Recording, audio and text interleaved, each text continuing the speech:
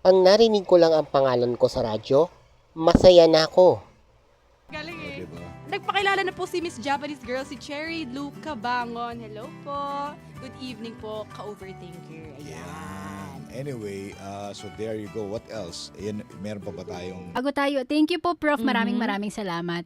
Ayan, bago tayo mag-bye-bye time and mag-lunch time, mag-lunch break, Cindy, merong pa-shoutout sa ating Facebook Live mula kay Cherry Luca Bangon. Hi po Miss JJ, pa-shout out Out. po ako dito sa Sunken Garden. Sayang Yes. Uno Diaries tayo today.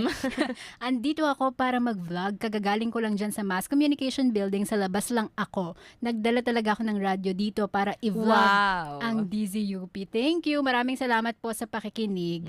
Marvin Riabad ng North Caloocan, Cherry Lou Cabangon. Pa-shout out po ako kahit saglit lang ang pangalan ko. Matagal na po ako nakikinig sa 105.9 True FM. Thank you, Cherry Lou. Salamat.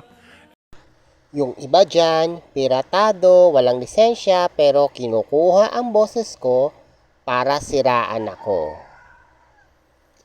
Karma ang dating sa inyo.